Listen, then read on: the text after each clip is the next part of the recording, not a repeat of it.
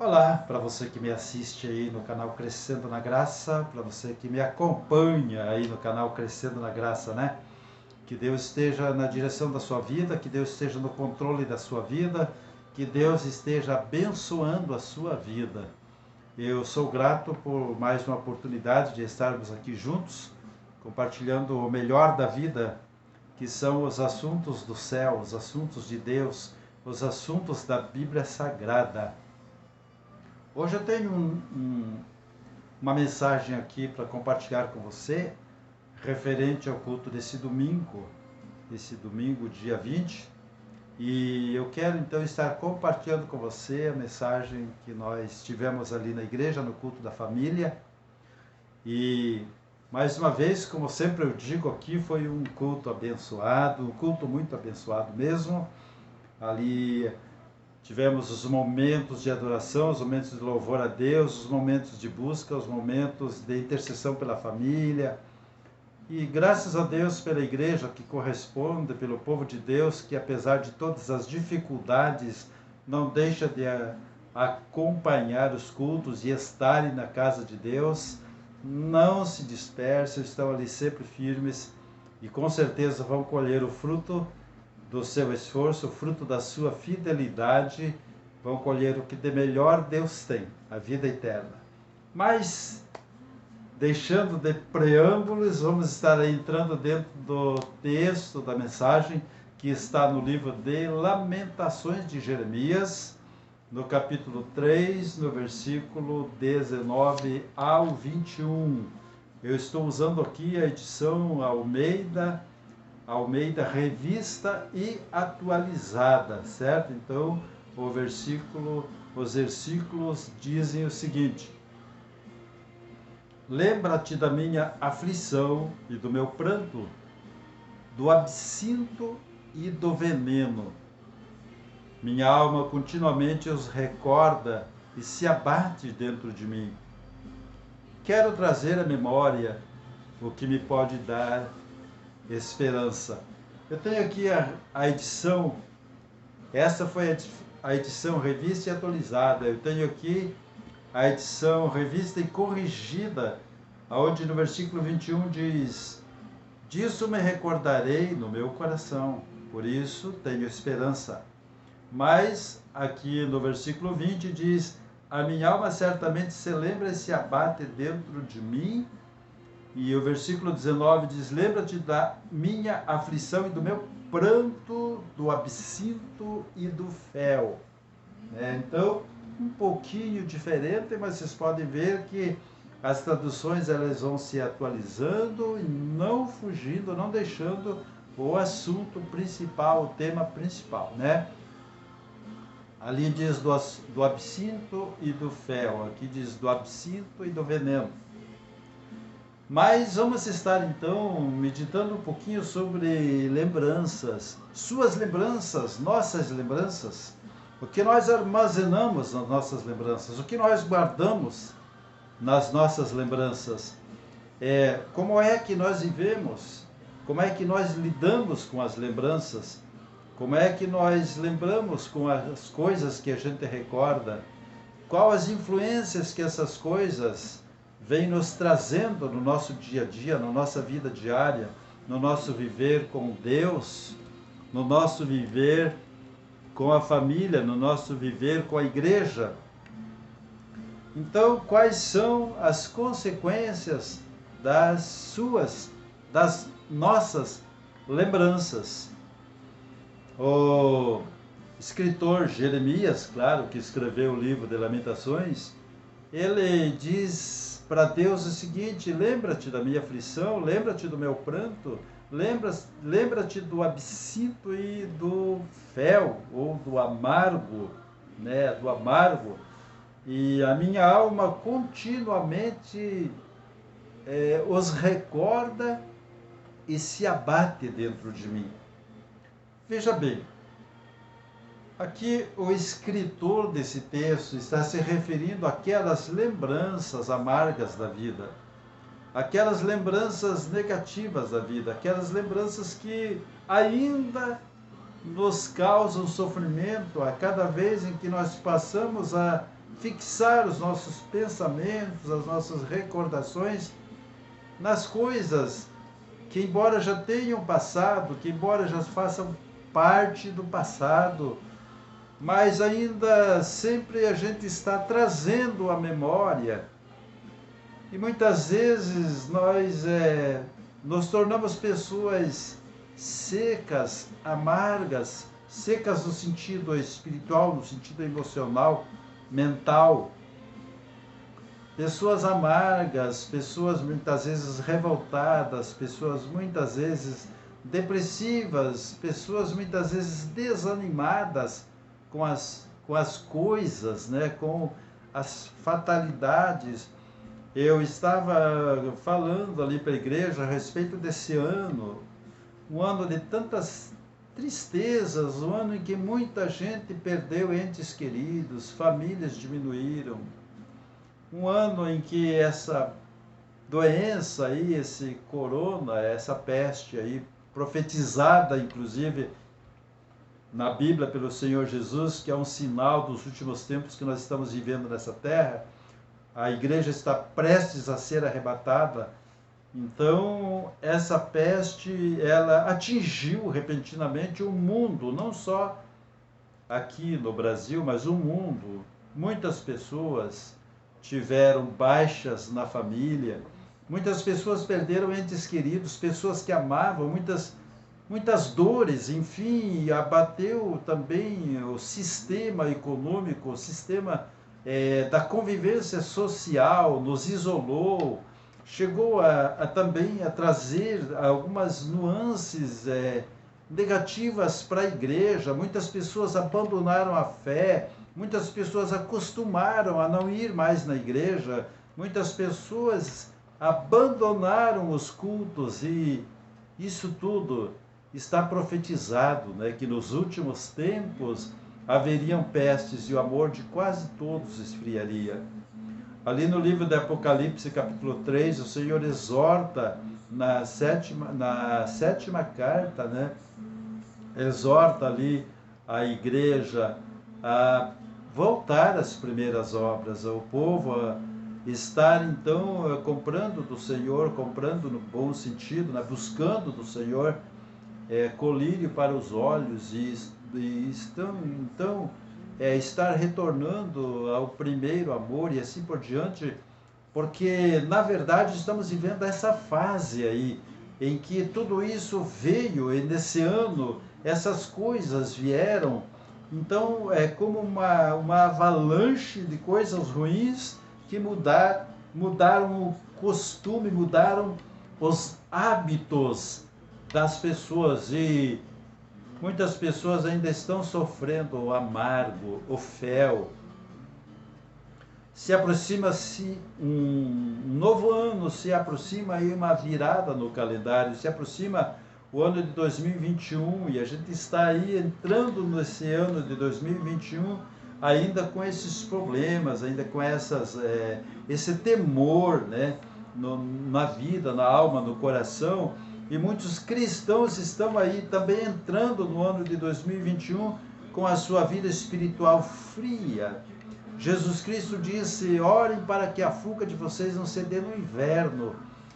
Então, muitas pessoas, então, através dessas coisas ruins que aconteceram, passaram a entrar no seu inverno espiritual, na sua frieza espiritual, na frieza do seu amor por Deus. Já não se apegam mais às coisas de Deus, já não priorizam mais, não têm amor mais aos cultos, à igreja, à oração, à leitura da palavra.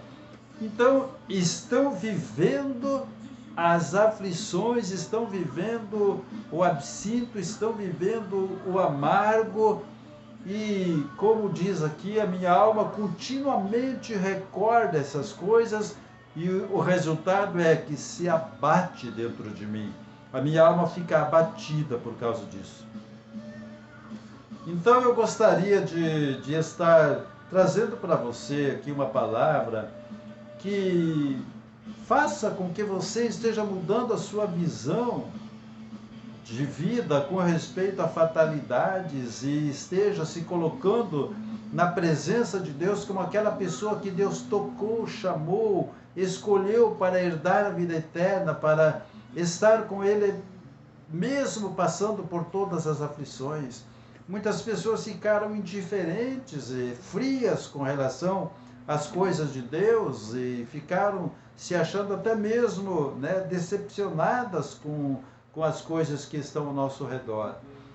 Então eu quero estar trazendo para você, né, trazendo para você aqui uma palavra que lhe motive a mudar o seu foco, que tire a sua alma desse amargo, dessas recordações que lhe abate, dessas recordações que lhe derrubam, dessas recordações que lhe esfriam até mesmo a intimidade com Deus, dessas recordações que fazem você estar só focando no que está ao seu redor, na tempestade ao redor, e não está focando mais em Cristo Jesus, que vem ao seu socorro no meio da tempestade.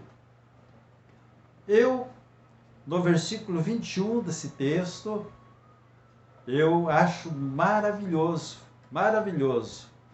ou maravilhosa a reviravolta do pensamento de Jeremias. Quando ele começa a lamentar e dizer, a minha alma se abate dentro de mim, mas ele já volta a dizer, a minha vontade é trazer, a minha memória é trazer na minha mente as coisas que me possam dar esperança. Então, estou convidando você a estar focando também, como Jeremias, a estar deixando de viver dessas recordações. Nós não podemos, muitas vezes, dominar as nossas emoções, não podemos apagar o que passou, a dor, muitas vezes, de ter perdido, né, algo, ter perdido alguém, ter perdido um familiar, a dor, muitas vezes, de ter que começar do zero.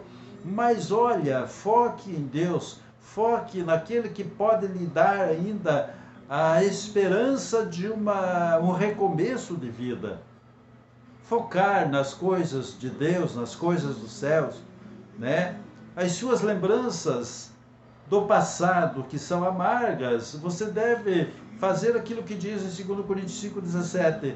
Já passou, procure reconstruir, procure se levantar, procure reviver, procure recomeçar, procure focar agora nas coisas do céu, conforme diz na palavra de Deus, né?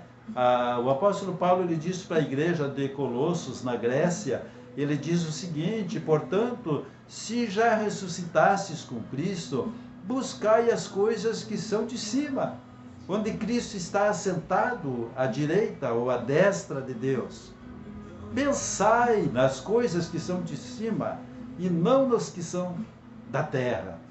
Então, olha aí, um conselho de Deus para nós estarmos então vencendo as dificuldades dessas lembranças amargas e ruins. Pensar nas coisas do céu, pensar nas coisas de Deus, focar em Deus, focar nas promessas de Deus, focar em que Deus tem para nós um reino preparado. Jesus disse, eu vou preparar lugar para vocês, e vou voltar para levar vocês para que onde quer que eu esteja, vocês estejam. E aonde Jesus está? Jesus está assentado à direita de Deus nos céus, entronizado. Ele é o Rei dos Reis, o Senhor dos Senhores, e Ele quer que nós estejamos com Ele. Mas se nós os deixarmos abater e nós ficarmos focando e alimentando a nossa alma só com as coisas ruins, a gente vai cair, vai decair da fé, vai acabar ficando uma pessoa, conforme diz na Bíblia, né? Uma pessoa ressequida espiritualmente. Tem aquela passagem lá do vale dos ossos secos, lá, né, Ezequiel. Então, a pessoa acaba ficando, né, desse jeito, ressequido como ossos secos, na fé, espiritualmente falando. E Deus não quer isso. Deus quer que você foque nas coisas que Ele disse que faria, nas coisas que Ele disse que daria. Jesus quer que você foque nas coisas que Ele veio trazer nas promessas de vida, nas promessas de um reino de glória, onde não haverá dor, onde não haverá lágrimas, onde não haverá pranto, onde não haverá doença, onde não haverá diabo, onde não haverá pecado, não haverá peste, não haverá nada mais dessas coisas que nos afligem aqui. Mas nós não podemos então deixar essas coisas nos derrubarem, nos separarem de Deus, não podemos deixar essas coisas nos abaterem e acabarem impedindo a nossa caminhada de fé, que é o que muita gente está deixando. Muita gente desapareceu e muitas vezes as pessoas acham-se autossuficientes para não precisarem cultuar, para não precisarem congregar, para não precisarem se reunir, mas o povo que Deus escolheu para ele é um povo chamado de rebanho. Rebanho está junto, ovelha está junta, né? As ovelhas estão juntas, o rebanho está junto. O povo que Deus escolheu para ele faz parte de um corpo. Esse corpo, eles estão entrelaçados uns com os outros, eles não se separam. Então você precisa esquecer, tentar esquecer, se não consegue esquecer, mas comece a focar nas coisas do céu, nas coisas de cima, para não viver de lamentações. Você precisa estar focando nos propósitos de Deus.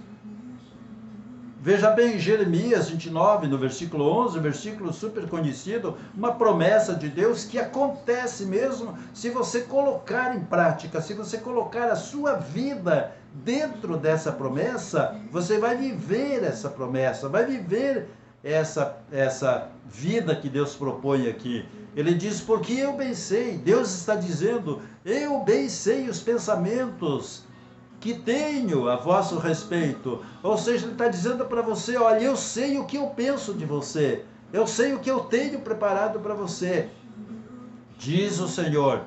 E ele prossegue dizendo, pensamentos de paz e não de mal, para vos dar o fim que esperais. Então está tudo aí ao nosso redor, essas coisas ruins, essas coisas más, que nos fazem nos perguntar, cadê Deus? Onde está Deus? O que Deus está fazendo? Deus está no controle. E Ele tem um plano para aqueles que se voltam para Ele, para aqueles que vivem para Ele, para aqueles que vivem com Ele. Uma recompensa, um descanso de toda essa tribulação, de toda essa tristeza, de toda essa angústia. Deus tem um descanso, uma recompensa, um lugar em que nós nunca mais precisaremos chorar, passar por isso, andar tensos, depressivos. Mas é preciso empregar tempo desta vida para buscar a Deus. É preciso separar tempo para buscar a Deus. É preciso separar tempo para pensar em Deus, para orar a Deus, para viver o que Deus diz, para conhecer Deus. Então as pessoas estão aí dedicando o seu tempo apenas lutando para sobreviver nessa vida e estão deixando de congregar, deixando de ir à igreja, deixando de ir ao culto, deixando Deus de lado. Às vezes a pessoa, não, eu estou com Deus, só não estou na igreja. Mas não existe igreja sem Deus e Deus sem igreja. As coisas estão ligadas. A casa de Deus foi foco do zelo de Jesus, quando ele entrou lá em Jerusalém, no templo, ele viu que estava diferente, não era aquilo que ele queria, os homens não estavam se comportando. Ele podia ter dito assim, não, a igreja não é importante, templo não é importante, então deixa assim, deixa que eles façam o que quer. Não, ele foi virando mesa, ele foi tocando os cambistas, ele foi, a Bíblia diz assim, purificando a igreja, porque ele quer, ele prioriza, ele então dá valor à casa de Deus. Ele quer a casa de Deus para que o povo possa se reunir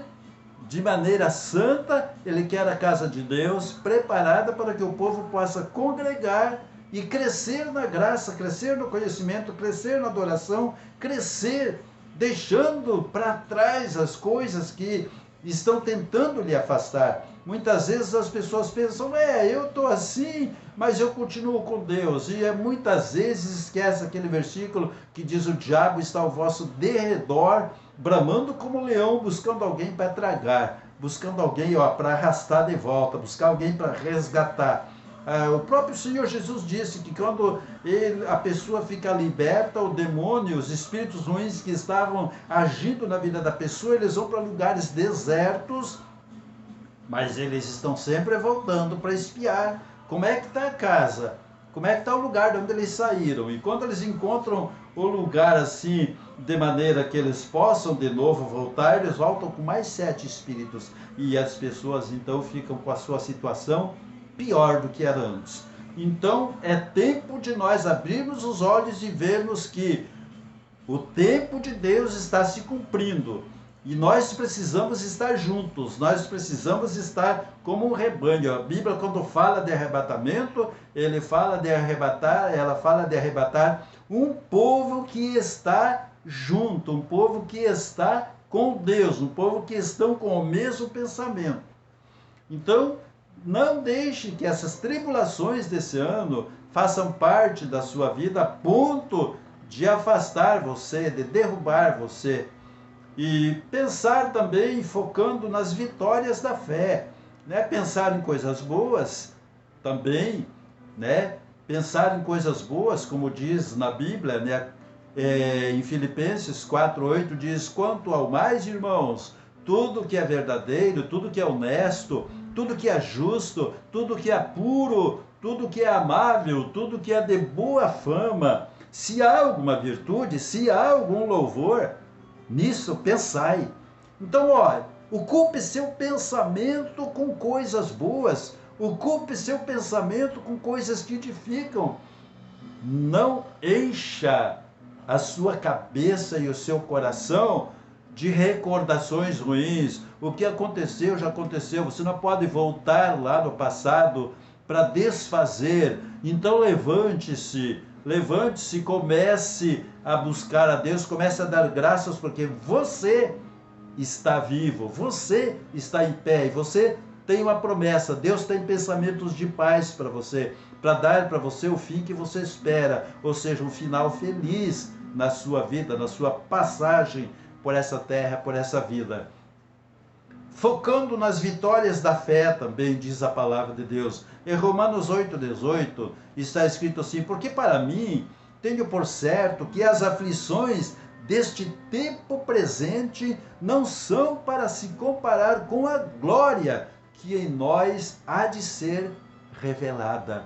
Então, vocês viram? Deus está sabendo pelo que nós estamos passando. Deus está no controle, Deus está vendo o que está acontecendo conosco. Deus está a par de tudo, mas a sua palavra diz que todas essas coisas ruins e negativas que muitas vezes nós temos passado, essas fases pelas quais nós temos passado, não vão se comparar com a glória que em nós há de ser revelada, ou seja, com a recompensa que Deus tem para os seus fiéis, com a recompensa que Deus tem para aqueles que souberam passar pelo vale da sombra da morte sem perder a sua presença.